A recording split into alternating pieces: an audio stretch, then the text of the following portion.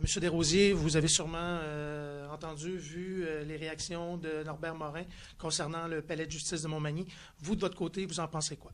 Ben, moi, je pense, je suis encore, reste convaincu, je demeure très convaincu que le palais de justice va continuer d'opérer à Montmagny sur notre territoire judiciaire, qui n'est pas simplement Montmagny, mais la grande région.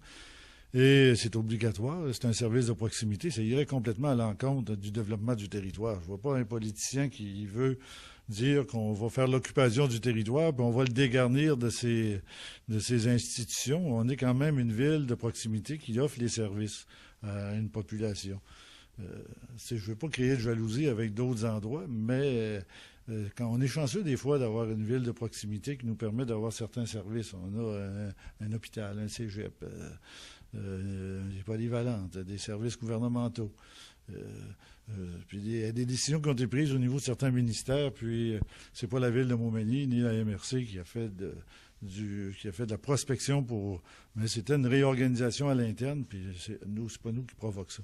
Mais au niveau du palais de justice, je demeure convaincu, puis j'ai aussi annoncé que l'hôtel de ville, au mois de septembre, je prendrai une décision, parce que là, ça fait 2 hivers que je la chauffe et que je l'entretiens, parce que c'est des coûts pour les citoyens. Mais je suis bien prêt à attendre un certain temps, mais à un moment donné, il faut qu'il y ait une décision qui se prenne. Je ne ferai pas comme le maire Labaume, mais il faut qu'elle se prenne avant le mois de septembre l'an prochain.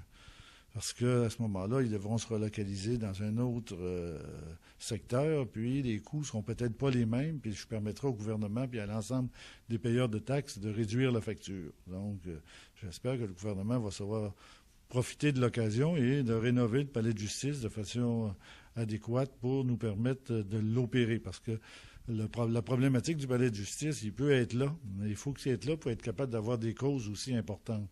Si la sécurité n'est pas assurée à l'intérieur du palais de justice, ben, c'est sûr que si on fait juste des procès de divorce et des petits procès, ça a déjà été un palais de justice qui a eu des grands procès, ben, je pense qu'il faut continuer à être capable d'assumer des grands procès et de conserver les gens qui y travaillent en sécurité.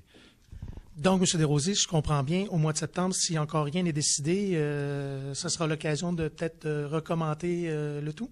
Ben, oui, ça sera sûrement le cas, parce que nous, il faudra prendre une décision à savoir qu'est-ce qu'on fait avec l'hôtel de ville. À l'heure actuelle, là, on l'utilise avec les gens avaient de la difficulté là, avec les locaux du local scout.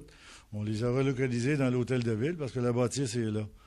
Là, les gens vont nous dire, ben c'est bonne, pourquoi qu'elle n'était pas bonne avant, mais c'est complètement différent. C'est une question d'accès aux services aussi pour les employés. Puis l'accueil d'un hôtel de ville, c'est la maison du peuple. Là. Quand les gens arrivent dans la porte d'entrée, il faut qu'ils se sentent accueillis.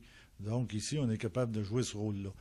Le rôle de l'ancien hôtel de ville, on va le conserver pour le palais de justice et après, on va l'organiser de façon à créer un milieu de vie autour de la bibliothèque. Puis, je pense qu'il y a déjà des prévisions. On verra comment on réalisera ça, mais il va falloir éventuellement la débâtir et passer à d'autres choses.